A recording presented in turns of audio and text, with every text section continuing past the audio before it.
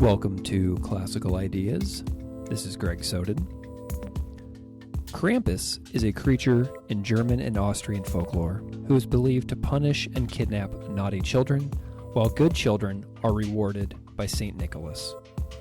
The legend and lore of Krampus is spreading around the globe more and more with each passing year.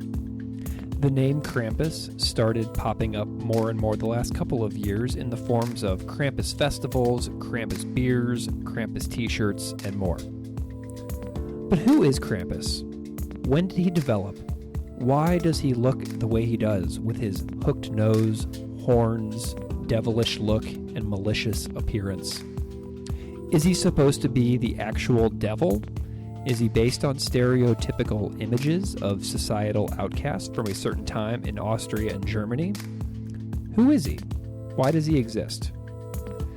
This episode focuses on the article The Devil's in the Details, the Krampus Conundrum, published by Sacred Matters magazine. The author of the piece and my guest is Madison Tarleton, PhD candidate and scholar of medieval Judaism and Christian Europe, anti-Judaism, and anti-Semitism.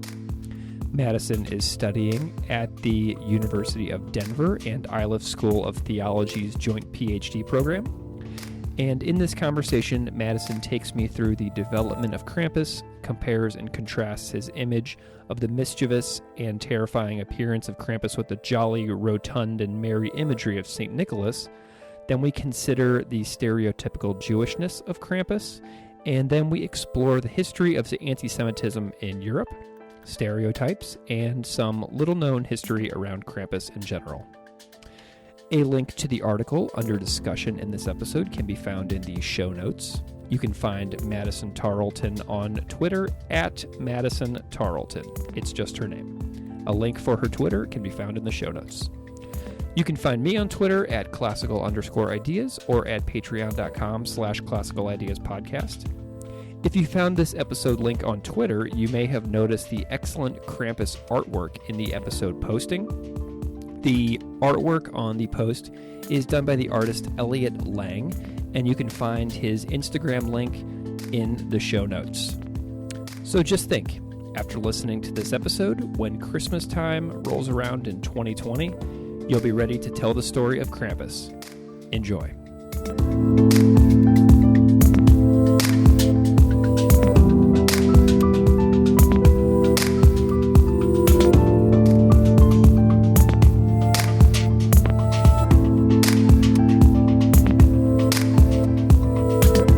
Madison Tarleton, welcome to Classical Ideas.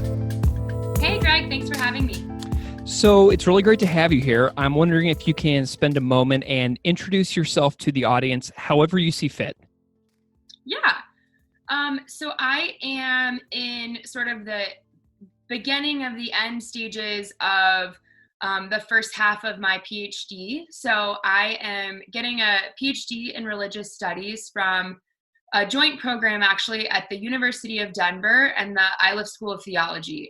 It's really great. We get to sort of have access to two institutions, which means two sets of faculty, two sets of library resources, and two sets of students from both the university's grad students and undergrads at DU.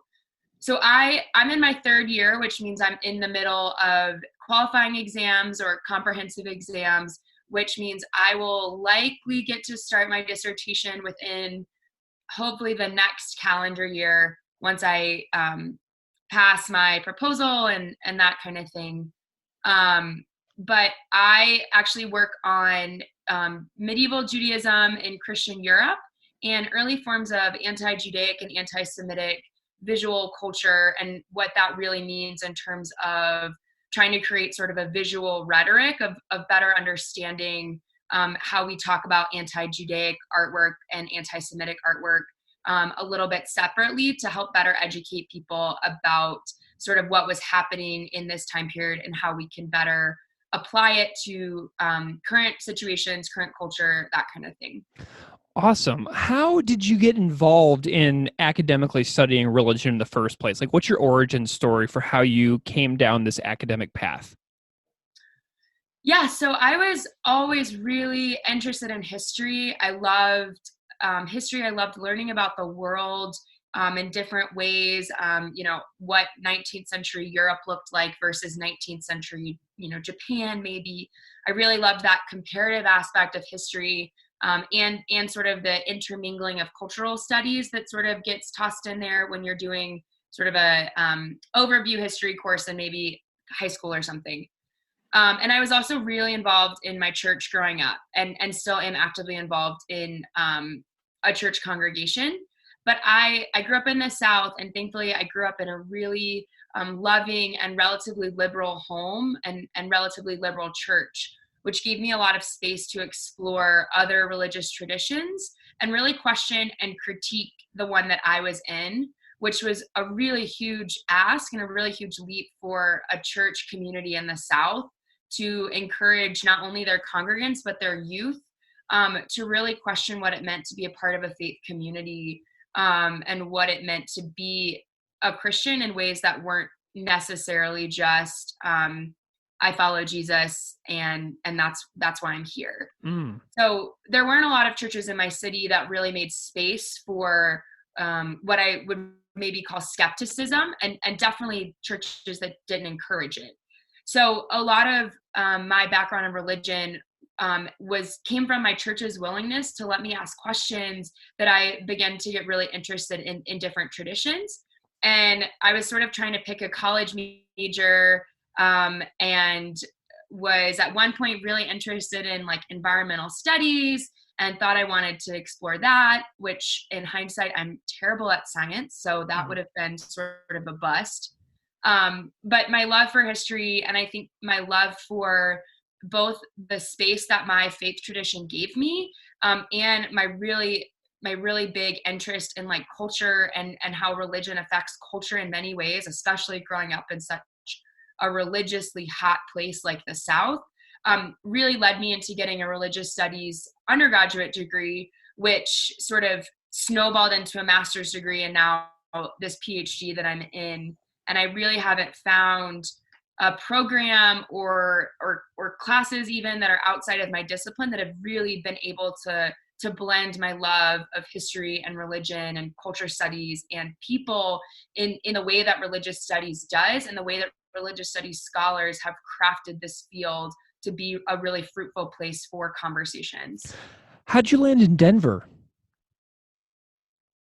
So sort of by luck, I actually applied to Princeton Theological Seminary and the University of Denver. Princeton Theological Seminary was sort of really where I thought I was going to go. I had this plan to get a master's of theology and then move into a PhD and sort of do it that way. But I really found myself wrestling with any limitations that might cause for me, which in hindsight, I have wonderful colleagues who have MDivs and MTSs in my PhD program who are just the most intelligent and wonderful people. And I think that a lot of what I was harboring was sort of still some skepticism about what it meant to be in like a seminary. So I was in my religious studies lounge at College of Tarleton one day, I think working on a paper or maybe just sitting on the sofa. And we had a bulletin board with brochures from other universities that had religious studies master's degrees. And I thought, oh, well, Denver would be kind of cool. And I saw that they had a PhD program, which really interested me. I know myself really well as a person, and it takes me a long time to get comfortable, especially with faculty. So I thought being in a place where I had the opportunity to move from a master's to a PhD relatively fluidly and keep those same faculty relationships and connections would really be super beneficial to me. And it's proved to be the best decision that I made, to come to Denver, first of all, and get my master's degree here. I was super well supported. And now to stay for my PhD, I've really been able to sort of craft a life here, which feels really organic and less sort of studenty in many ways. It feels like I I live here versus sort of just like inhabiting a space for a Yeah. purpose. Which is great. And I really love that about the program. And I love that about Denver. And I love that about the colleagues and the friends and the relationships I formed here.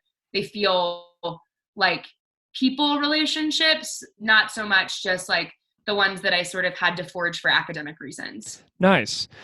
So I've had about 150 of these conversations in the last 2.5 years of doing this show, and I can only really recall about one medievalist. That's Rabia Gregory from the University of Missouri. I talked to her a long time ago.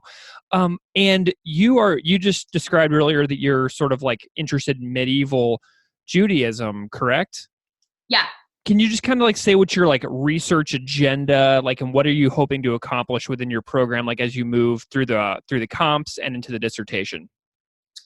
Yeah. So I tend to place myself in the camp of extreme interdisciplinarity because that seems to really work well.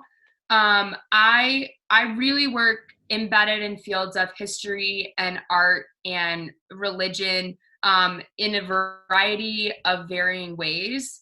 So my current project, which is actually quite bigger than it will be in my dissertation, it feels far away enough that I can keep it very big right now. Mm.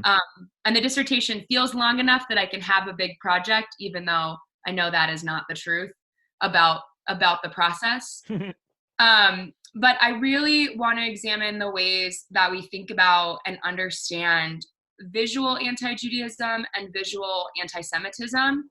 We have a lot of scholarship on anti-Judaism. We have a lot of scholarship on anti-Semitism. We have great people writing right now, like David Nierenberg and Deborah Lipstadt, who are doing just phenomenal work on these historical fields that have been left untouched in many ways and forgotten about. I think we had a lot of early work, a lot of early groundwork on that, but it's really been sort of resurged, and it's so fruitful and it's so useful and really necessary. But I know myself as a person, and I'm a very visual person. I really love to look at art and to learn from art and know what the art has to say to me. And I think that sort of being able to do this work, being able to do medieval art in many ways is super fascinating. We tend to not think of it so much as, the same sort of having the same sort of beauty as maybe we think about art now, or the same sort of beauty as we think about the great impressionists or the great abstract artists. But it's rich, and it is narrative, and it tells stories in ways that I think are so vitally important.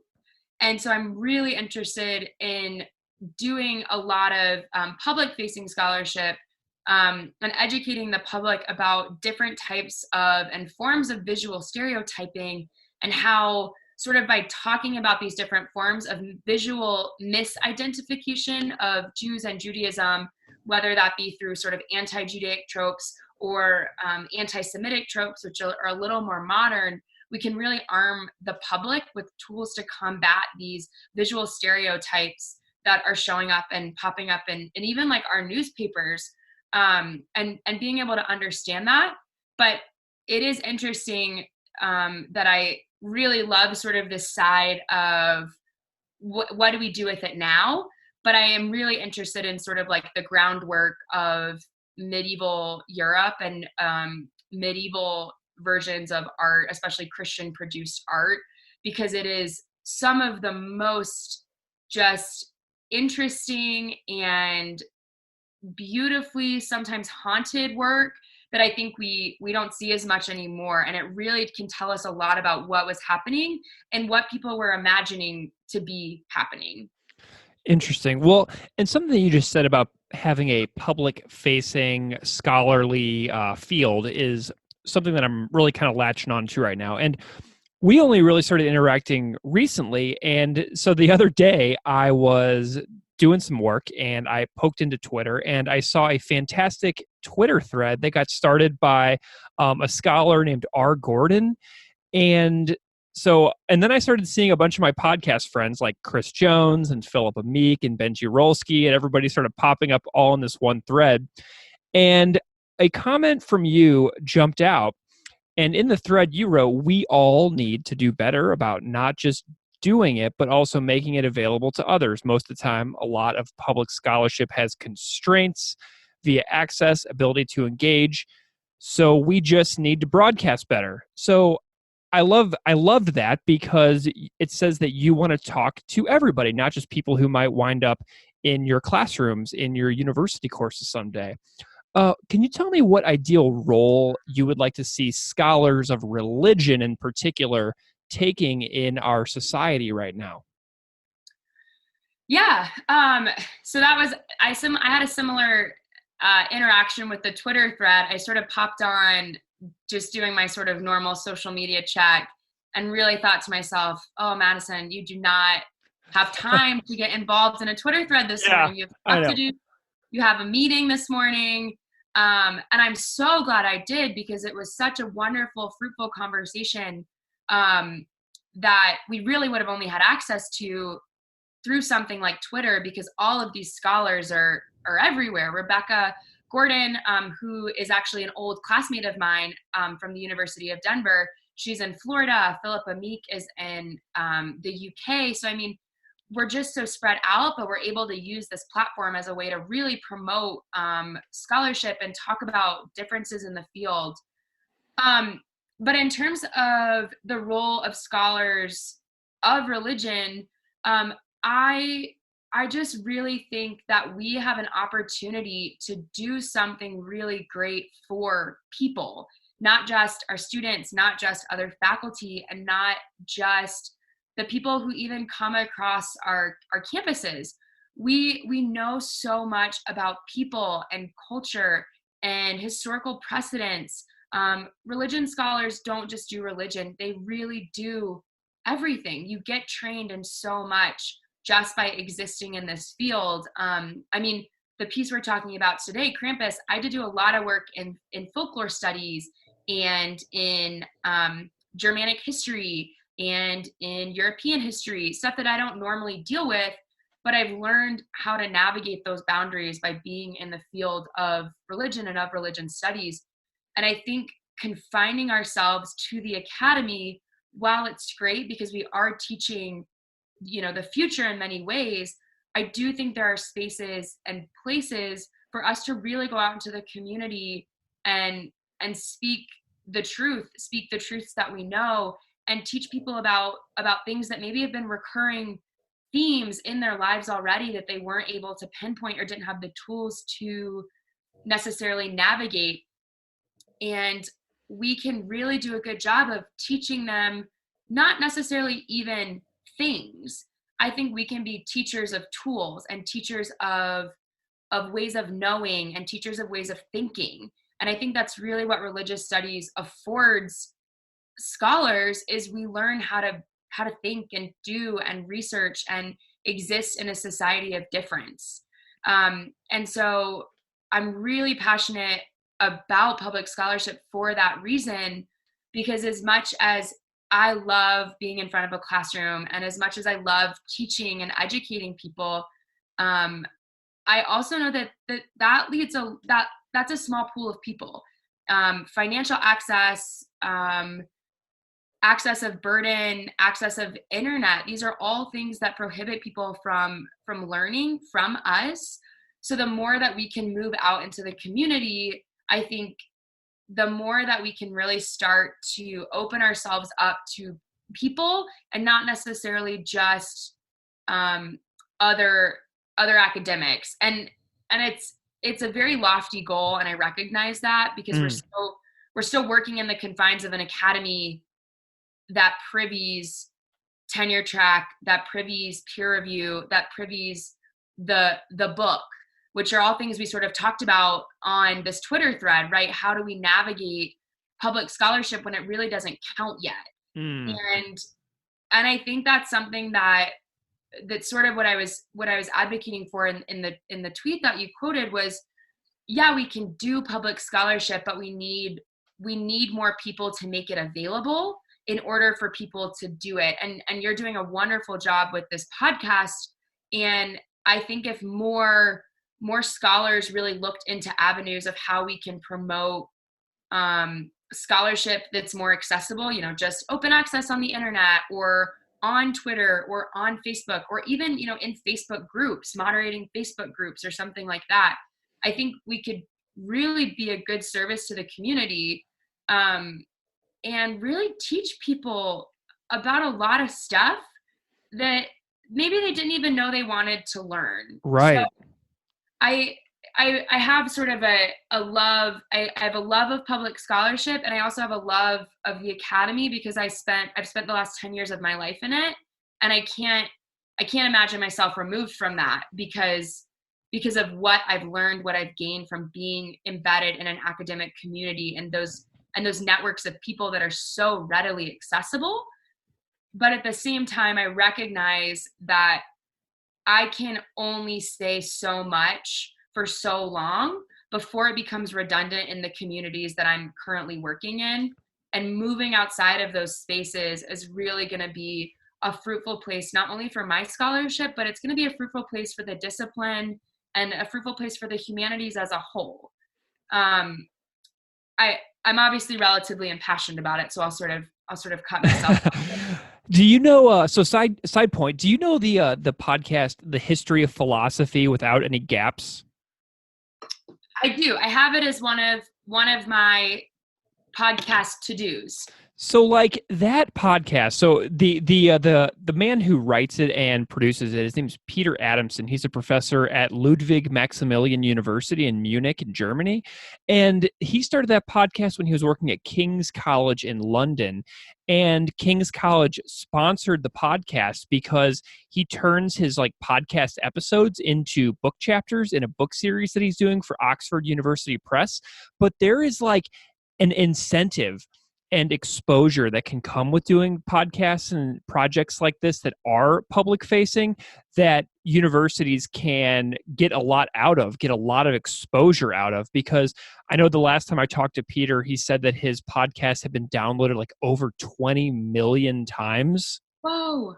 Yeah, and it's about, he does episodes on like ahimsa and the Buddha and like African philosophy and all kinds of stuff. And I mean, so these public-facing scholarships, like these university departments should be doing these because you never know if it's just going to blow up like that. You know what I mean?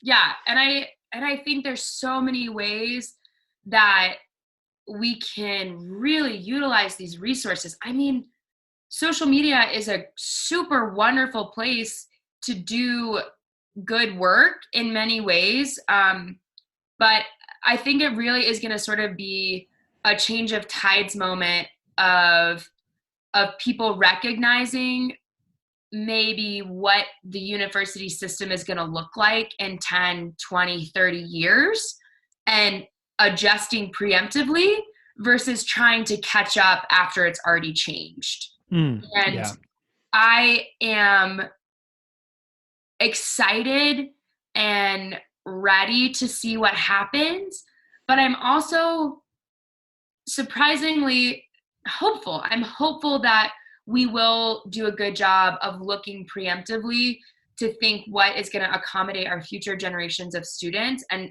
things like podcasts and public scholarship, accessible articles even that don't maybe have the constraints and the confines of access, or even moving into things that are maybe more certificate based versus degree based, and that itself is going to come with different financial constraints, and faculty maybe adjusting the way that they assign work because maybe the students don't have access to X, Y, or Z, and it feels something that seems really distant right now to me because I am still sort of in PhD mode that feels very article, peer review, book based. Mm-hmm.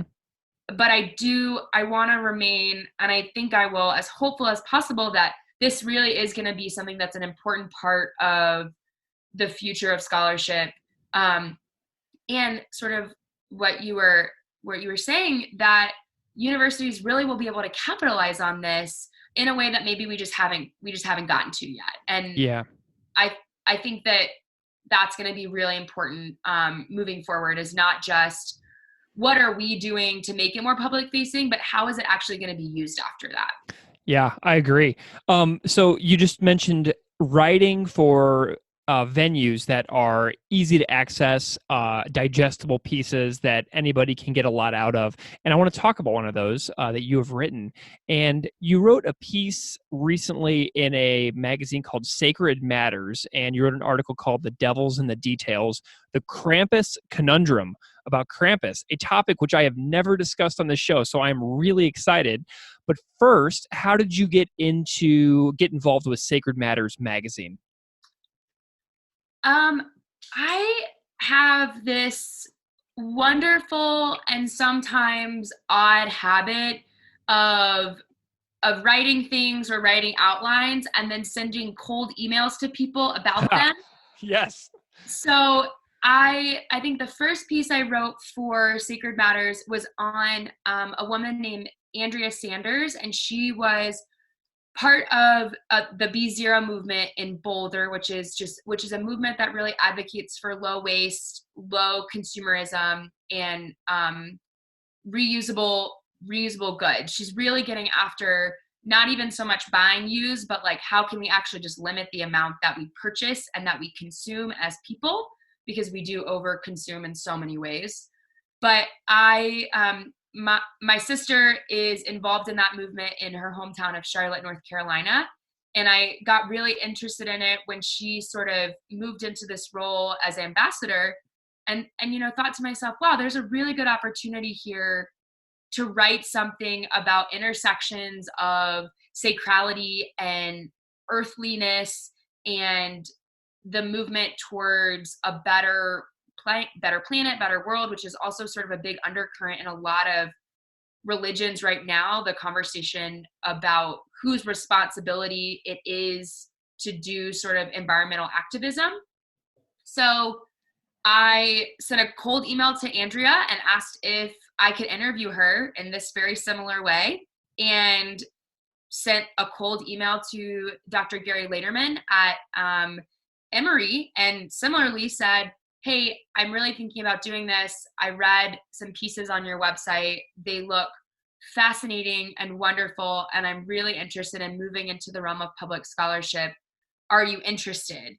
And he was really supportive of it and gave me really great feedback about that first piece, especially it was something I hadn't done before, how to write public scholarship.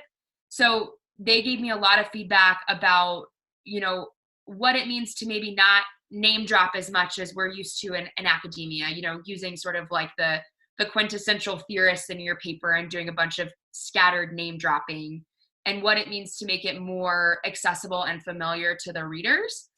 And I was just so grateful for that opportunity, and then sort of kept having these moments of, wow, that's a great thing I really want to write about, but I don't know if that's necessarily something that I want to invest a lot of like peer review, emotional energy into, a lot of emotional writing energy into, and just a lot of time in terms of the time it takes to draft and submit and revise and hear from a peer review process to maybe or maybe not have it turn into something fruitful. And I found that Sacred Matters gave me a lot of space to explore things that maybe were out of my wheelhouse. I wrote a piece on tailgating as sort of like a ritual activity. Yes. Yeah, and I wrote another piece on a brewery in Pittsburgh that used to be a church. Both two things are not at all related to medieval Judaism in any particular way, but they're both really interesting to me, and both things that I thought would be fun to explore, especially because I grew up in a place that was really tailgating heavy. So I spent a lot of time around tailgate culture and thought it was just fascinating. Mm-hmm. And the brewery in Pittsburgh, I just love. I have no connection to it besides that I've been several times when I visited Pittsburgh.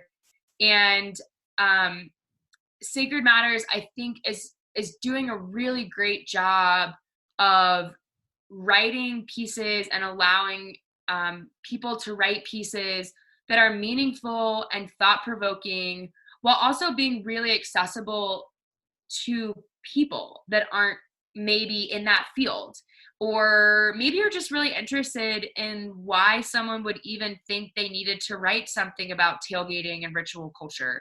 Like what even provoked me to do that? And that in and of itself is going to sort of prompt people to ask other questions about, oh, is this religious? Is this religious? Can this be a religious experience? And while we don't want to over religify everything, I think it's really helpful to get people questioning and wondering about what it means to have religion intersect in so many ways. And I think Sacred Matters offers people a really wonderful place to do that, and to discuss things that maybe don't need to be peer reviewed in terms of sort of the rigidity of the whole thing. Because I respect and I love the peer review process for what it is and for what it does and how it makes us better. But I also love the format of digital scholarship that's accessible and interesting and thought-provoking, and also short enough that my high school friends want to read it, short enough that my grandparents want to read it, short enough that my friends from the gym want to read it, Mm-hmm. Well, and here's another idea too. If you ever come to the East Coast and you are near Pittsburgh, you should take a detour and come up to Buffalo during football season, because the notorious Bills Mafia is some of the most epic tailgating you could ever imagine. And it would be very, very intriguing to see an article about the Bills Mafia in Sacred Matters magazine, and you could stay at my house for free. My partner has mentioned that to me a few times, that I would just, and we've watched a couple Bills Mafias, little docu-series on YouTube, and I am just utterly taken by them. And I do have a draft in my writing file called Bills Mafia. So I'm close. Oh, that's amazing. I'm so glad. Buffalo would love you forever. Yeah, I'm close. I'm just trying to sort of navigate the waters of what that looks like in terms of sort of the questions that I might ask myself to think about. I don't think I've really wrestled with that yet. Like what does it look like to explore this with sort of my religious goggles on? Because I'm still not deep enough in that particular tailgate movement, I should call it, versus just an activity. To know even the right questions to think about, because it's so ritual and it's so regimented and it's so regular, and it's audience based and participatory, but also it's spectator and active. It has these it has so many moving parts to it that I just I'm excited to think about it. I just haven't quite made the jump to decide that that's what I want to put energy into at the moment. But I do have a draft saved in my writing file, ready to go for it. And I will definitely tell you when I need to come experience and do some on-site, on-the-ground research. Excellent. Okay, so I want to talk to you today as well about Krampus. And the article that I read of yours yesterday, called "The Devil in the Details, the Krampus Conundrum," is about this character of Krampus. And I've never talked about this on the show before, so I'm going to be learning a whole bunch from you right now, which I'm excited about. I love learning new things from all guests. So who is Krampus, and why do you care about this character, within the scope of your research? So Krampus and I have a funny little journey. My side hobby, besides being a scholar and a writer, is that I'm a swim coach. And if anyone knows anything about swimming, it's that I do. Swim meets take forever. Yeah, it's the worst. Yes, they never end. They seem to almost never start. So my co-coaches and I tend to spend a lot of time either, chatting with each other, I have a couple co-coaches who are also in programs at the University of Denver, so we tend to bring work with us. And I have this like wonderful staff where we have two professional artists on staff as coaches. So one of my co-coaches is a Denver-based artist named Elliot Lang, and he, usually brings a sketch pad with him to swim meets because, again, they take forever and you need something to entertain yourself. So, and I think it was a November meet. It was called our Turkey Trot. So it was just right before the Christmas season. Or, if you're in any sort of home goods store, the Christmas season had long started. And Elliot was sort of drawing this little figure, and I wasn't totally sure what he was doing. And I sort of was like peeking over every now and again because I was like, oh, that's an interesting hooked nose. Oh, those are really interesting horns. That's a really interesting goatee. So finally, I sort of jokingly leaned over and said, Elliot, what are you drawing? Like, it looks a little anti-Semitic. So, and I kind of had this like punchy conversation with him, and he obviously knew I didn't mean anything by it, but he told me, he was like, oh, well, Madison, this is Krampus. Do you know anything about him? And I said, no, I've never heard of this person being before. And he sort of thankfully explained this to me and told me the story of Krampus. And Krampus is this sort of European mythological anti-Santa, is sort of the fun way to describe him. And I sort of was really taken just by the way that he was drawing him and the certain features that Krampus was given. And I knew it was all based on things he'd seen before and stories he'd been told, because he heard about Krampus growing up from his family. So I was really interested in doing a deep dive into this character because he teaches us a lot about these types of physical stereotypes and how deeply they are entrenched and how deeply they run. And I wasn't necessarily concerned that Krampus was a particular type of anti-Semitic figure or particularly anti-Judaic, but I was fascinated that this ulterior Santa, this sort of like anti-Christmas, was being imagined with these features that were so often associated with Jews as means of discrimination or as means of hate or vilification.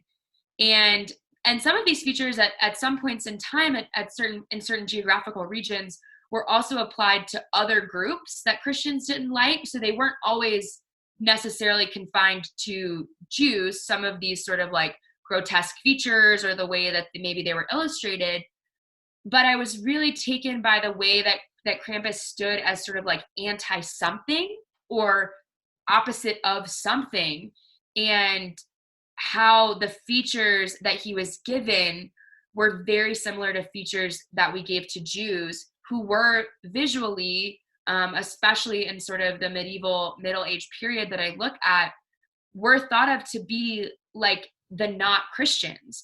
So in many ways, posing Jews as opposite to Christian or posing Krampus as opposite to Santa really sort of sparked this visual journey, I guess I should say, that I sort of took myself on in researching for this piece. And I ended up like speed writing it because I just was so taken by it and so fascinated by the artwork that I could find of Jews and of Krampus, and the way that Krampus sort of pops in and out of history in many ways, which I just think is super fascinating.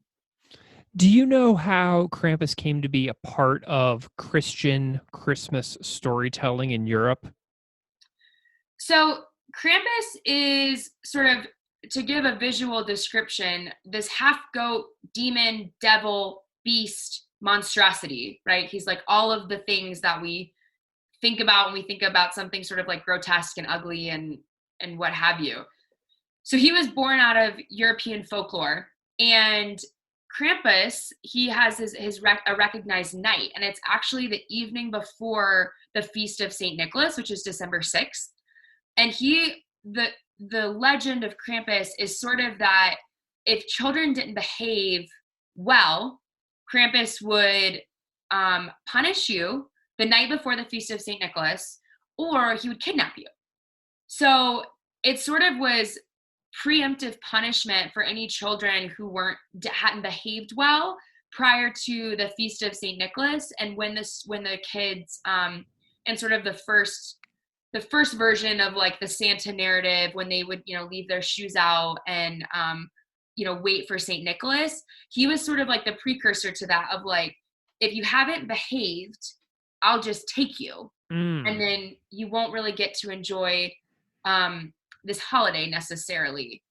And the legend of Krampus is an old Germany Christian tradition as, like I said, this sort of counterpart to St. Nicholas. And I think it's interesting that he sort of is like, whenever Santa brings things, Santa brings presents, Krampus takes kids. So it's sort of this funny interplay of, if you aren't behaving well, you are taken. If you are behaving well, you receive gifts. And sort of what I just mentioned was he has sort of taken on this role of like the thing that's counter to the majority. And one of those sort of instances, just a little briefly, is that during World War II, he was actually considered to be a creation of the Social Democrats. And now he's become this really big, fascinating figure with secular young people who are sort of trying to navigate new holiday traditions. And I mean, just this year in Denver, we had 2 or 3 breweries that had a Meet Krampus night where you could bring your dog and your kid could sit on Krampus's lap. Amazing. And you could get a Polaroid picture taken. So he's sort of, the way that I imagine it and the way that he's sort of moved through Christian imagination is this sort of like figural association of the thing we're trying to maybe move away from. And I think it's one of the reasons that I find him really compelling as part of maybe this canon of medieval art, is because Christians were trying to really visually differentiate themselves from Jews. And Krampus is sort of representative of this thing that we, want to distance ourselves away from, or he is standing as that, he is the allegory of the way that we're going to create that distance. I noticed that Krampus has horns on his head in the depictions that you included in your piece. How do the horns fit into the the stereotypical imagery that Krampus is associated with? The horns have this really interesting history in medieval art. I'll sort of start from there. And they actually come from a passage in Exodus where Moses's face was described as horned. But what we've noticed over time and what we've sort of been able to really gather from that passage is that it really was meant to describe like a sort of luminance or radiance. But over time, these sort of like small little, they look almost like little pegs, but Moses tended to be sort of this horned figure, but not in sort of a malicious way, in sort of a way of recognition. And one of the scholars who works on this a lot is Ruth Mellenkopf. And she's actually the author of a book called The Horned Moses in Medieval Art and Thought.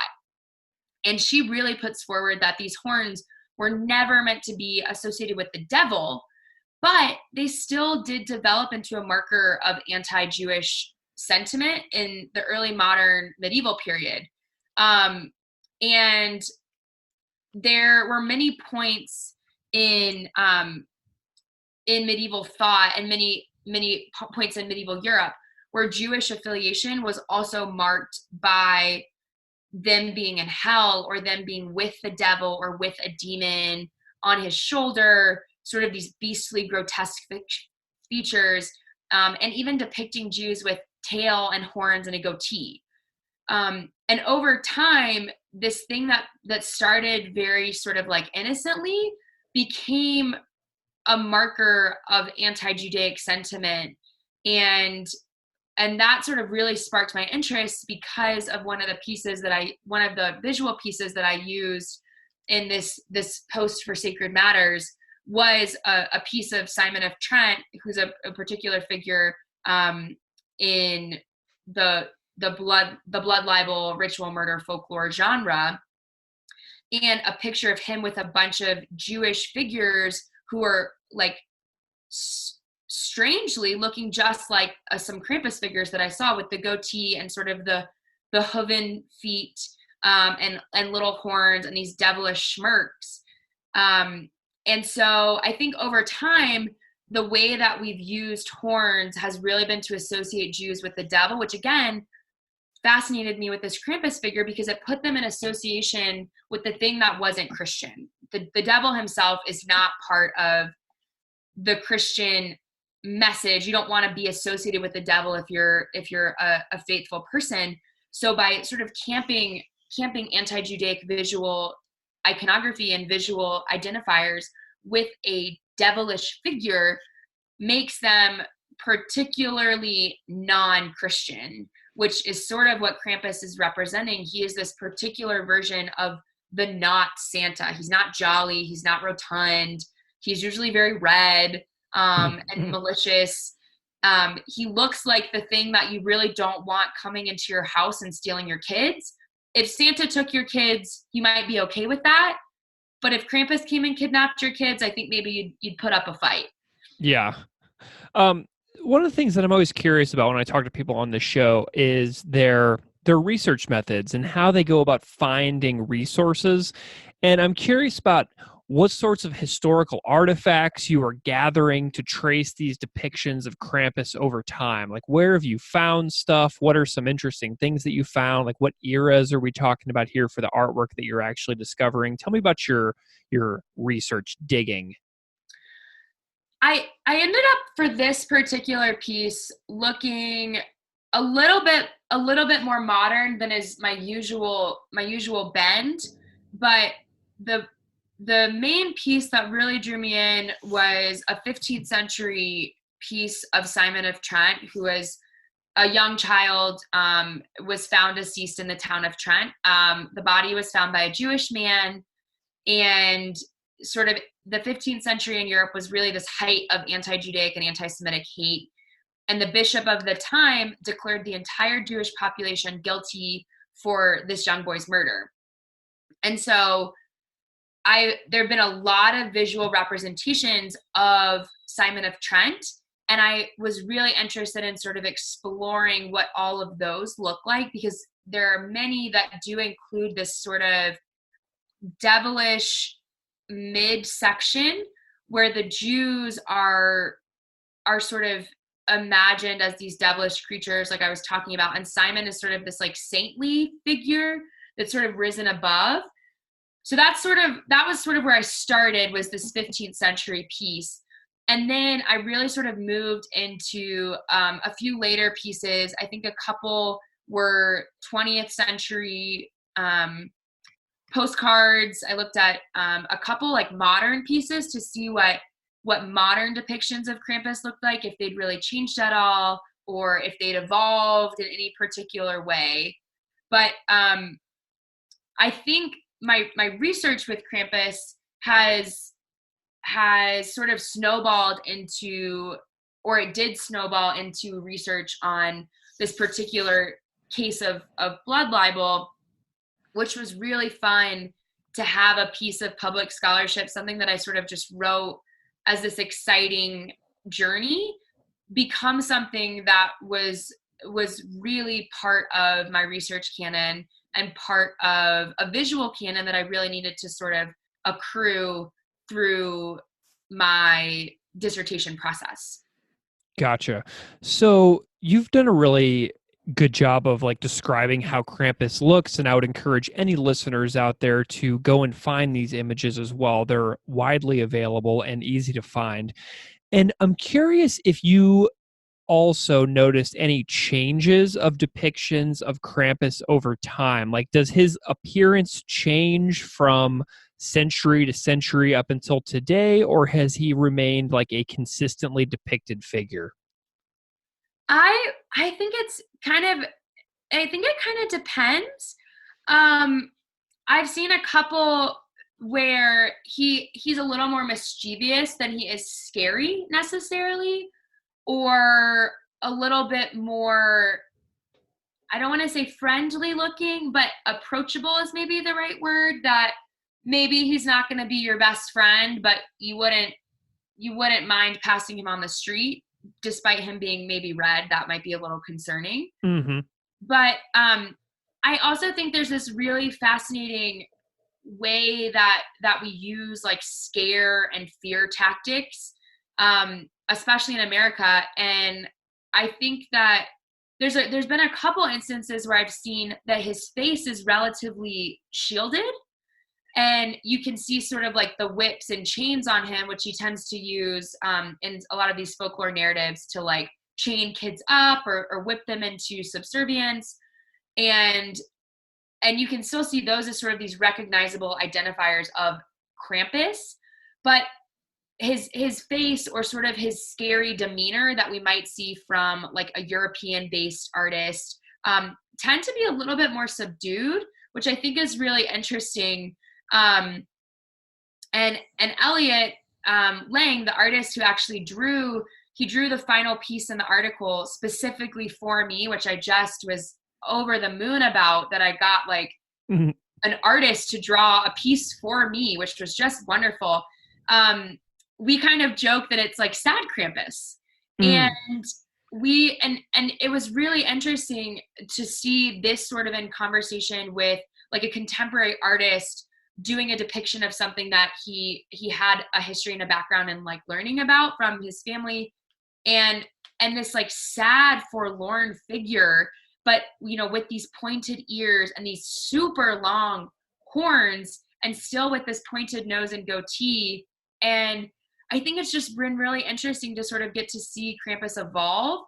But I don't think it's linear necessarily. I do think that depending on when and how Krampus is needed is how he's depicted in many ways. And for what purpose. I think that there's a couple of Netflix shows, I think at least 2 Netflix movies right now that have a Krampus figure. And it's like a particularly weird depiction. Like it's somewhere between grotesque and horrifying, but not enough that I couldn't watch it with the lights out.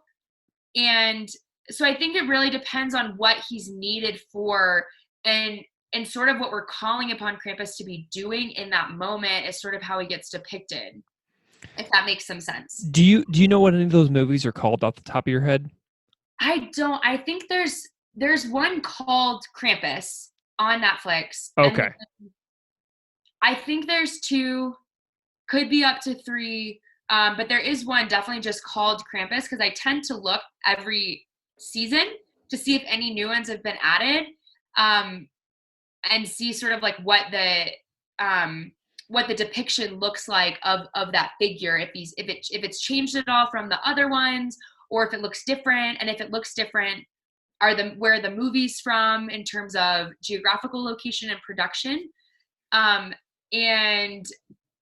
But I know there's more than just what I can find on Netflix. So I would love to have a day where I just sit down and watch a bunch of Krampus movies. Nice. But I do think that that would maybe not serve me well for sleeping. So yeah. So a question that I'm thinking of now is like Krampus's, notoriety or lack thereof within the United States. And you mentioned Elliot Lang, the artist who did the art for your piece, and how his family had told him about it. And I never had heard of Krampus. I also did not come from a family that has any German or Austrian heritage. And I'm curious if there are any parts of the U.S. where Krampus is widely discussed, or why Krampus didn't catch on in the United States like as much as he did in Germany or Austria. So I've been thinking about this question a lot, and I don't have the best, most probably geographically specific answer, but I do think a lot of Krampus's lack of integration into American culture has to do with the fact that we really latch onto the Christmas narrative and the Christmas consumerism, and adding something in that makes Christmas less exciting wouldn't really bode well for sort of the Christmas market. And again, I don't know if that's particularly correct, but I do know, especially what I was saying with those breweries, that it's been really interesting to sort of watch this unfold, this sort of like reintroduction to Krampus as this figure that you want to visit and have your picture taken with and like hang out with in a brewery, as this really interesting time that we're coming up on, especially with some younger parents and some younger generations, the new sort of 20s and 30s, and what they're doing with the Krampus story, and even what they're doing with the Christmas story, I think is really interesting. And I also think that it might just depend on the family and what they choose to disseminate as like folklore or tradition. I mean, I didn't grow up with any really extra stories about any holidays. There was never sort of like the extra Tarleton story or like the extra great grandparent story that was part of a folklore or traditional canon that maybe was passed down to them. So I think part of it too is like what is actually getting passed down and in what ways.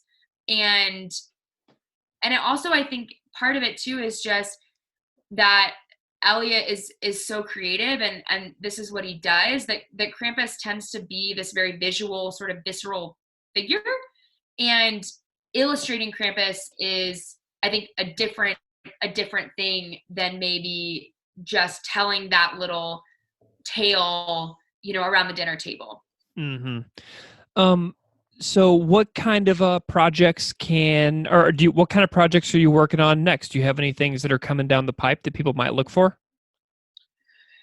Yes and no.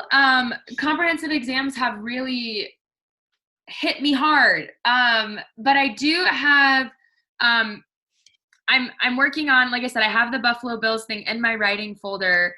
And I am trying to flesh out a piece on some religious theory that I might propose to Sacred Matters, like a short piece on religious theory and J.Z. Smith, sort of to put it really shortly, just as part of like maybe an educational thing about how we talk about categories of religion. But other than that, I don't have anything that I can think of in like the up and coming near future. I am speaking at a retirement home this week, but unless you're in Denver, I don't think you'll probably get to hear that. So, Madison, where can people find you if they want to get in touch, follow your work, etc.? So I am on Twitter at Madison Tarleton, all one word. I am also on Sacred Matters. I do have 4 pieces on there, so I highly recommend that you guys go check those out. And I'm in the works of getting a website up and started to sort of catalog all of my digital pieces in a better, sort of more succinct way. And once that gets up and running, hopefully in the next 5 days, that's my goal. I put myself on a deadline. That will be linked in my Twitter bio. Can I confess something here really quick? Yeah. So right now, your comprehensive exams, this is the period that I got to in a PhD program, and then I chickened out and dropped out right before the comps. So you should keep going because I didn't. So good luck with those comprehensive exams. It's a doozy. I think I'm probably few and far between, but I have just loved it. I really have just loved this process of learning. I don't necessarily love like the deadline part of that, or like maybe the testing out part, that I do actually have to pass something. But I really just love this process of learning and of experiencing the discipline from so many different ways. And I've told a couple of my classmates before that as much as I do not love sitting and reading for 8 hours, because that's sort of the constraint that I'm on, like especially with a 10-week quarter. I can't imagine or can't even fathom another time in my life where my only obligation to my schoolwork is to read books that are interesting and useful and helpful, especially in the demands of an academic discipline and within the demands of an academic setting. Like all I have to do is read, and I love it. So I am few and far between, I think, but I really am just enjoying this process so much. Amazing. Well, Madison Tarleton, author of The Devils and the Details, The Krampus Conundrum, and other pieces in Sacred Matters magazine, thank you so much for coming on Classical Ideas. I have had a real blast talking to you. Thank you so much, Greg. It's been a pleasure.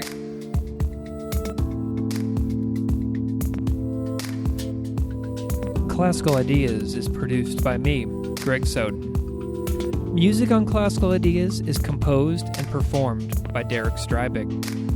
You can find his music at www.wearewarmmusic.com. If you like this show, please rate it on iTunes, Stitcher, or wherever you get your podcasts.